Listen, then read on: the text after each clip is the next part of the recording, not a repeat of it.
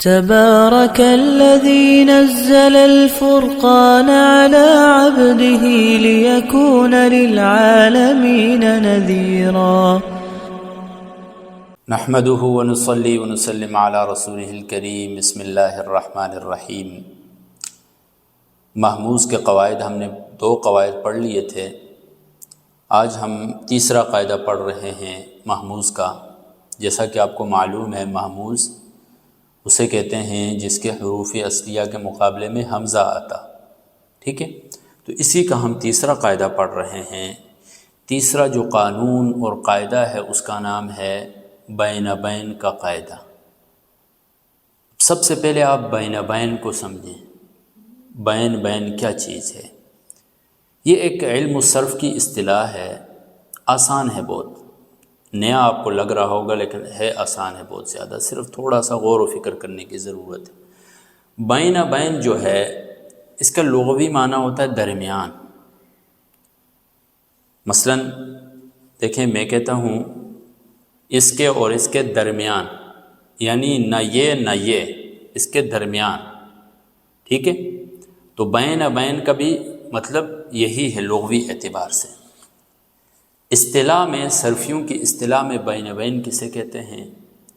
بین بین کہتے ہیں حمزہ کو اپنے مخرج اور اپنی حرکت یا اپنے ماقبل کی حرکت کے موافق حرف علت کے درمیان پڑھنا۔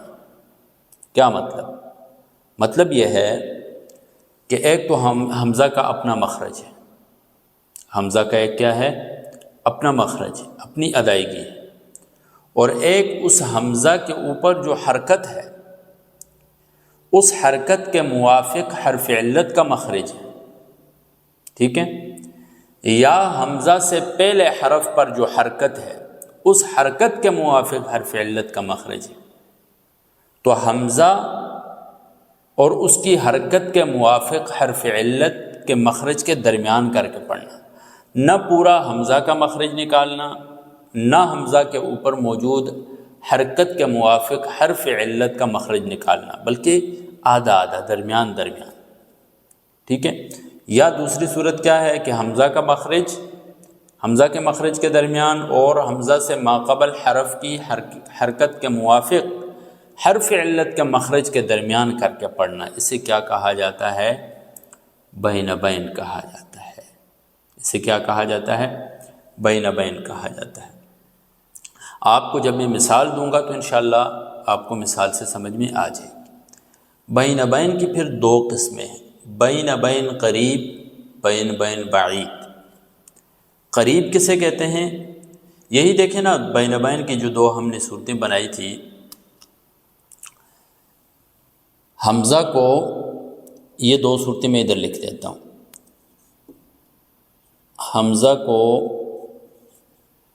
اپنے مخرج اور اپنی حرکت کے موافق حرف علت کے مخرج کے درمیان پڑھنا، یہ بین بین قریب ہے۔ ایک حمزہ کا مخرج ہے، ایک حمزہ کے اوپر حرکت کے موافق جو حرف علت ہے، حرکت ظاہر ہے یا تو فتحہ ہوگا یا کسرہ ہوگا یا ضمہ ہوگا۔ فتحہ ہے تو اس کے موافق حرف علت کیا ہے؟ الف۔ اگر ضمہ ہے تو اس کے موافق حرف علت کیا ہے؟ واو۔ اور اگر کسرہ ہے تو اس کے موافق حرف علت کیا ہے؟ یا ہے، ٹھیک ہے؟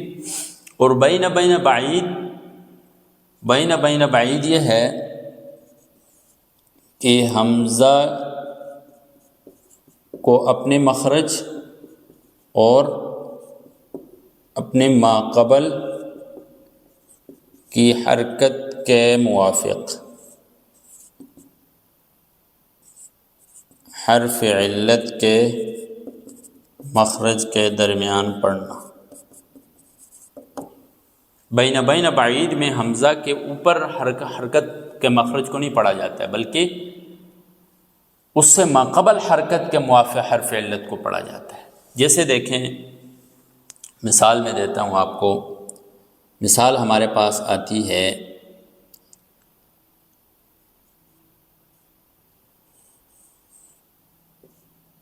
سألا سألا. اب دیکھیں یہ حمزہ ہے سألا، یہ غور کریں آپ اس چیز پر، یہ ہے حمزہ، ٹھیک ہے. اب اس حمزہ میں بین بین قریب کیسے ہوگا؟ اسی حمزہ کا مخرج، حمزہ کی ادائیگی، جہاں سے حمزہ کو ادا کیا جاتا ہے اس کے، اور اس حمزہ کے اوپر یہ جو حرکت ہے اس کے موافق حرف علت کے مخرج کے درمیان پڑھنا. سمجھ آئیے آپ کو؟ دوبارہ سنیں، یہ حمزہ ہے، اس حمزہ کے مخرج کے درمیان اور اس حمزہ کے اپنی حرکت کے موافق حرف علت کے مخرج کے درمیان کر کے پڑھنا، یہ بین بین قریب ہے، ٹھیک ہے. اور بعید کیا ہوگا؟ حمزہ کے اپنے مخرج کے درمیان اور ما قبل کی حرکت کے موافق حرف علت کے مطابق پڑھنا. اسے کیا کہا جاتا ہے؟ اسے بین بین بعید کہا جاتا ہے. اب آپ قاعدہ سمجھیں، قانون جو ہمارا اصل ہے، قانون اتنا ہی آپ نے یاد کرنا ہے. ہر وہ حمزہ جو متحرکہ اور کسی متحرک حرف کے بعد واقع ہو تو وہاں بین بین قریب بھی جائز ہے، بین بین بعید بھی جائز ہے. آپ وہاں پر حمزہ اور اس کی حرکت کے موافق حرف علت کے مخرج کے درمیان ادائیگی کر سکتے ہیں. یعنی نہ تو، اب دیکھیں یہاں پر میں نکالتا ہوں تھوڑا سا، ایک تو حمزہ ہو گیا، ٹھیک ہے ہمارے پاس، اس کو بلکہ میں بنا دیتا ہوں، سألا نہیں بناتا ہوں، اس کو میں سئلا بناتا ہوں، ٹھیک ہے. اس کو میں کیا بنا دیتا ہوں، بلکہ سألا ہی ٹھیک ہے، تھوڑا آسان ہے. ایک ہے ہمارے پاس حمزہ، ایک حمزہ کا مخرج، ایک اس کے اوپر حرکت ہے، اور حرکت کیا زبر ہے، تو زبر کے موافق حرف علت کیا ہو سکتا ہے؟ الف ہو سکتا ہے، الف، ٹھیک ہے. تو اب دیکھیں، نہ ہم نے ادائیگی میں پورا حمزہ کا مخرج پڑھنا ہے، نہ الف کا مخرج پورا پڑھنا ہے، نہ الف کا پورا پڑھنا ہے، نہ حمزہ کا پورا مخرج ادا کرنا ہے، بلکہ آدھا مخرج حمزہ کا ادا کرنا ہے، آدھا الف کا ادا کرنا ہے. تو گویا کہ یہ درمیانی راستہ ہمارے پاس نکل جائے گا، درمیان ہم ادا کریں گے. اب اس کی ادائیگی جو ہے وہ ماہرین ہی صحیح معنوں میں ادا کر سکتے ہیں، ماہرین جو علم التجوید کے ماہرین ہوتے ہیں، ٹھیک ہے. جیسے دیکھیں، ایک سألا، سألا، ٹھیک ہے، پورا حمزہ ادا کیا جا رہا ہے، سألا، سألا. اور ایک ہے سالا، سالا، یعنی حمزہ کو تھوڑا سا نرم پڑھ لیا. نرم پڑھنے میں کیا ہوا؟ ایک تو حمزہ کا مخرج بھی اس کا بھی ٹچ ہو گیا، اور ساتھ الف کے مخرج کا بھی ٹچ ہو گیا، سالا، سالا. سمجھ آیا آپ کو؟ یا بین بین بعید جب ہم کریں گے تو پھر ہم نے حمزہ کو دیکھنا ہے، حمزہ کا مخرج اور حمزہ کے ماقبل حرف کی جو حرکت ہے اس کے موافق حرف علت. اب اگر اس سے ماقبل میں فتحہ ہو تو الف لائیں گے، اگر اس سے ماقبل میں کیا ہو، ضمہ ہو تو واو لائیں گے، اور اگر کسرہ ہو تو یا لائیں گے، ٹھیک ہے. اور پھر ان کے درمیانی ادائیگی کریں گے، ٹھیک ہے. پھر کیا کریں گے؟ درمیانی ادائیگی ایک کریں گے. اور میں نے آپ کو بتایا کہ مکمل ادائیگی اس کی صحیح معنوں میں جو ہے یہ کون کر سکتے ہیں؟ ماہرین ہی کر سکتے ہیں، ہر کسی کا بس اس میں نہیں ہوتا ہے. بہرحال ایک قاعدہ آپ سمجھ لیں کہ اس طرح ہم اس کی ادائیگی، اس طرح پڑھنا اس کا کیا ہے؟ جائز ہے. اسی کام کا دوسرا نام تسہیل ہے، تسہیل. تسہیل آسان کر کے ادا کرنا. تسہیل کسے کہتے ہیں؟ سہل سے نا، عربی میں سہل کہتے ہیں آسان کو. تو اسی کا دوسرا نام کیا ہے؟ تسہیل. تسہیل آسان کر کے کسی چیز کو ادا کرنا. امید ہے آپ کو یہ اچھی طرح سمجھ میں آ گیا ہوگا۔ آپ نے آج کیا یاد کرنا ہے؟ بین بین کی تعریف، بین بین کی 2 قسمیں، بین بین کا قاعدہ، آسان سا قاعدہ ہے، اور اپنے آپ کو تھوڑا سا سمجھانا ہے، سمجھنے کی کوشش کریں۔ سمجھ نہیں آتا ہے، تعریف یاد کر لیں، بین بین کی اقسام کے نام یاد کر لیں، قاعدہ یاد کر لیں، انشاءاللہ العزیز آپ کو اچھی طرح سمجھ میں آ جائے گا، ٹھیک ہے؟ اور اس کے ساتھ ایک چھوٹا سا قانون ہم ایک اور بھی پڑھتے ہیں، وہ کیا ہے؟ اسی سے ملتا جلتا ہے۔ اَأَنتُم، اَأَنتُم، اور اَوَنتُم کا قاعدہ، آسان سا قاعدہ ہے۔ اَأَنتُم اور اَوَنتُم، یہ ایک قاعدے کا نام رکھا ہے پہچان کے لیے، ٹھیک ہے، تاکہ پہچان ہو جائے۔ کیا ہے؟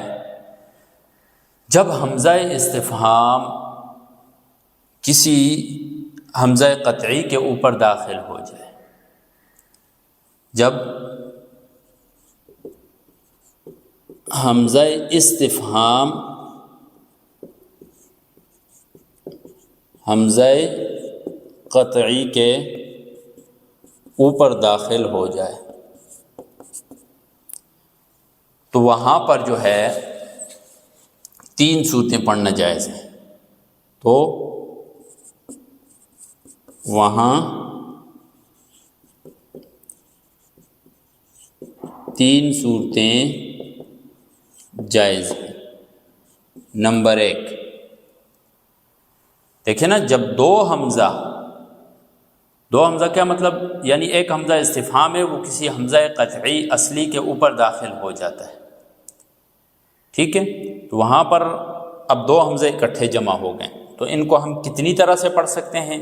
ان کو ہم 3 طرح سے پڑھ سکتے ہیں۔ کس طرح 3 طرح سے پڑھ سکتے ہیں؟ نمبر 1،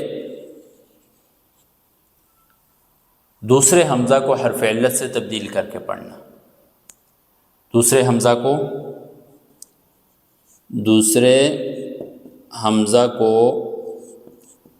حرف علت سے تبدیل کر کے پڑھنا، جیسے اونتم،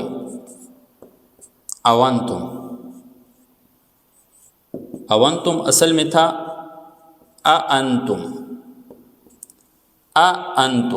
تو دیکھیں یہ حمزہ استفہام ہے، یہ حمزہ قطعی ہے۔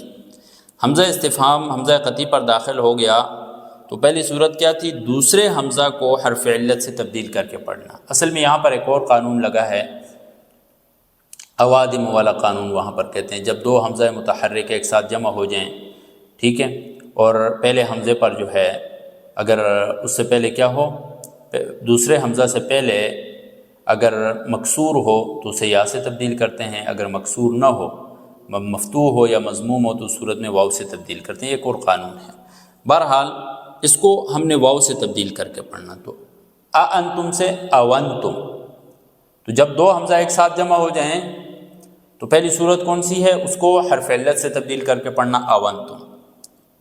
دوسری صورت تسہیل،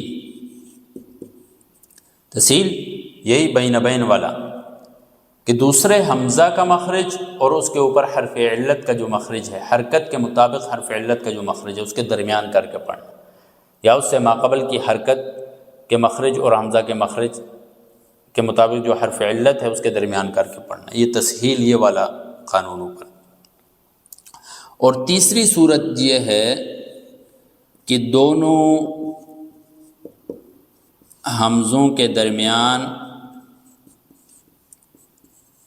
الف داخل کر کے پڑھنا، جیسے اانتم ہے نا، اانتم، ادھر میں لکھ دیتا ہوں، اانتم ہے تو اس کو ہم انتم، ٹھیک ہے، اس کو ہم کیا پڑھ لیں؟ انتم، تو دیکھیں دونوں حمزوں کے درمیان الف داخل کر کے پڑھ لی۔ تو جب حمزہ استفہام حمزہ قطعی پر داخل ہو جائے تو وہاں پر 3 صورتیں جائز ہیں۔ پہلی یہ ہے کہ دوسرے حمزے کو حرف علت سے تبدیل کر کے پڑھنا، دوسری یہ ہے تسہیل کرنا، تیسری یہ ہے کہ دونوں حمزوں کے درمیان الف داخل کر کے پڑھنا، آ انتم۔ تو آج ہم نے 2 قانون پڑھ لیے ہیں، 2 قاعدے پڑھ لیے ہیں، امید ہے آپ کو اچھی طرح سمجھ میں آ گئے ہوں گے۔ سمجھنے کی کوشش کریں۔ اللہ تبارک و تعالی آپ سب کا حامی و ناصر۔ جزاکم اللہ خیر۔